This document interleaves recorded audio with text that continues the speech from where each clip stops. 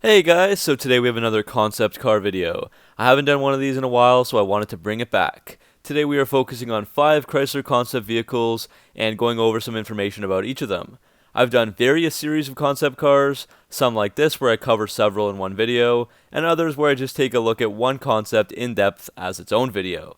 I do have a concept car playlist that I'll link in the top right corner, so if you want to see more, make sure to check that out. As for today, the theme is late 90s and early 2000s Daimler Chrysler era, where Chrysler was pumping out new concepts and innovative technology at alarming rates, but always to be denied by their German captors. So let's have a look at the Citadel, Pronto Cruiser, Java, Airflite, and 300 Hemi C Convertible. First up, we have the PT Cruiser. Oh wait, this is actually the Pronto Cruiser. This was created by designer Brian Nesbitt as one of the first concept cars in the Daimler Chrysler era. Obviously, it was a design that would evolve into the PT Cruiser a few years later, but it would become a Chrysler instead of using the intended Plymouth nameplate due to the discontinuation of the brand. It debuted at the 1999 Geneva Auto Show and intended to follow suit with the other Pronto concepts, like the 1997 Plymouth Pronto and the 1998 Plymouth Pronto Spider. I will say that this concept looked good, and I prefer it over the production PT Cruiser. It was a bit edgier and more sinister, with a low body, mean-looking headlights, big wheels, a rollback fabric top, Aztec yellow paint job, and some wider wheel arches that carried alongside the entire side of the vehicle. It also borrowed some cues from the Plymouth Pronto, like the grille and fenders. Unfortunately, the Pronto Cruiser was mostly all show and not too much go. It used a 1.6-liter inline 4-cylinder that was taken from the second-generation Dodge and Plymouth Neon, so that was paired with a 5-speed manual transmission.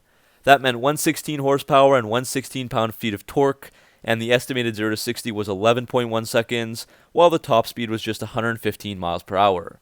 The Pronto Cruiser also lived on, recreated as a scale model by Maisto after its rise of popularity. It was reproduced first as a 1/18th scale model with the basic Aztec yellow paint job, and then later another scale model was released by the same company, this time having a theme from Marvel's Incredible Hulk. The 1999 Chrysler Citadel was the ultimate hybrid vehicle, a mix between an SUV, minivan, and wagon. This was first shown off at the 2000 Washington, D.C. Auto Show. I'm finding it hard to find words that describe the design. It's very long, kind of boxy, but also has rounded edges and body lines, and sits pretty low. Years later, I can say that it looks like a confused Magnum and Pacifica hybrid. Chrysler's 3.5-liter V6 was used at the time with 253 horsepower and 250 pound-feet of torque, paired with a 4-speed automatic transmission.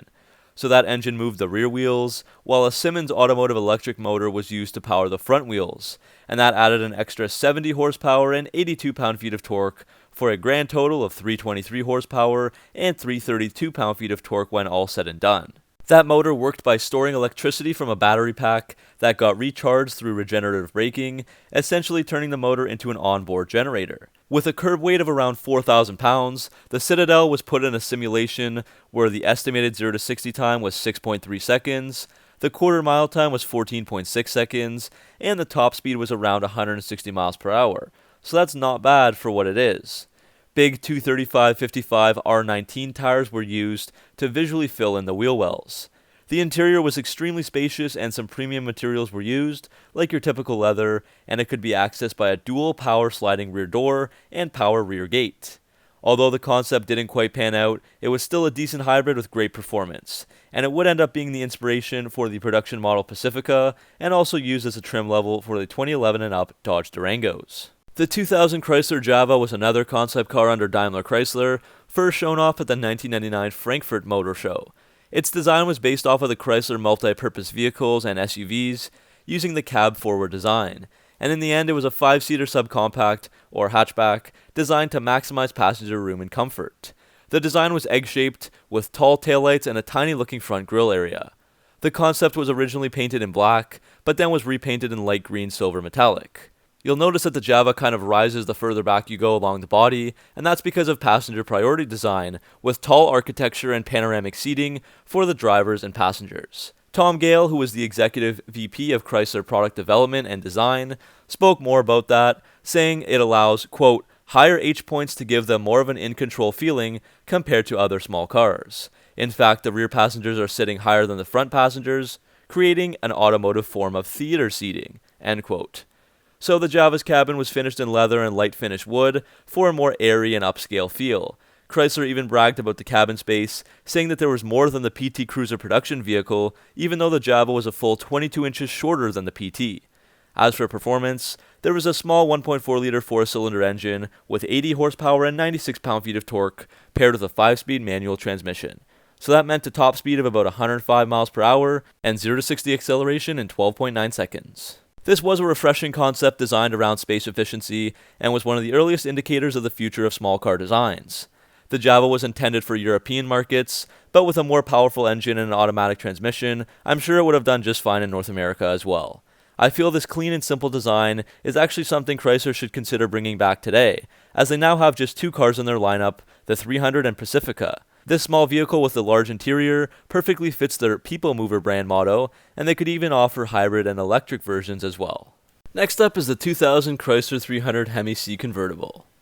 Much like the Charger, this paid homage to a classic Chrysler vehicle, this time the 1957 Chrysler 300C. The concept was a 4-passenger rear-wheel drive convertible with clean, sleek, and athletic body lines. It was based on the LH platform, which was designed to be able to adapt to rear-wheel drive, and that was the same architecture that the 1999 Charger RT was on as well. This concept gets a custom paint job with a frosted mocha pearl coat finish. There's a center peak line running from the front to back with chrome bodyside moldings as well as chrome door handles, and the fenders have deep scoops with the word Chrysler printed above them. Moving inside, the 300 Hemi C got a refined and luxurious interior to match the body. The chrome bodyside moldings on the outside are matched on the inside, with a wedged California walnut molding, which also continues to the passenger side dashboard and covers the middle of the steering wheel. There's also a chrome ring that you can see from a bird's eye view that wraps around the doors and behind the seats. There's a two-tone mix of gray-brown that pretty much covers the entire cabin. The seats and steering wheel are covered in leather, and you can find the signature Chrysler clock above the center console. Chrysler also likes to get high-tech with their concepts, and this one is no different. Their driver infotronic system is a precursor to today's Uconnect systems, with internet access, traffic and weather information, a GPS, and a trunk-mounted plug-and-play laptop computer. Another cool feature was the added fingerprint scanner that hooked up to a tiny camera. In order to drive the vehicle, the driver's fingerprint and picture must match the system information. And as the name suggests, this was one of the first instances where the world saw the publicized return of the Hemi, which in this case was a 5.7-liter V8. In the 300 Hemi C, that resulted in an output of 353 horsepower, 353 pound-feet of torque, paired with a 4-speed automatic transmission, and it also had the auto stick feature where you can shift yourself. At a curb weight of around 3,500 pounds, Chrysler claimed that this concept could do 0 to 60 in 5.9 seconds, the quarter mile in 14.2 seconds, and have a top speed of 160 miles per hour. The brakes were respectable with 14-inch front and rear rotors with 4-piston calipers. The wheels were staggered for a better look, 19 inches in the front and 20 inches in the rear, with custom Goodyear tires. While the plug would get pulled on this concept, the 300C would get released with the Hemi in the end, and of course that car is still around today. This next one is the 2003 Chrysler Airflite, first introduced at the 2003 Geneva Auto Show. This was a variation of the original, which described the functional styling and monocoque construction of a car made by Nash Motors in 1949, featuring a roomy interior and an advanced design. This new Airflite was based on a shortened version of Chrysler's LX platform, which was used for the 300 around this time. Both the exterior designer Greg Howell and the interior designer Simeon Kim drew on influences from sources as diverse as contemporary furniture design, classic marine architecture, and the Chrysler Building in New York. The result is a sedan coupe hybrid that offers 5 doors and full-size seating for 4 in an elegant vehicle that resembles a piece of uniquely American sculpture. Overall, you can call it a 4-door hatchback sedan. Looking back, there's obviously a lot of Chrysler Crossfire in there, as well as a Pacifica SUV. Like the Crossfire, the Airflite has a distinct center spine that runs from the front to the back, both on the outside and the interior. Obviously though, the Crossfire was a coupe and this is a sedan. There's also a long tapered roofline and uninterrupted glass on each side of the vehicle.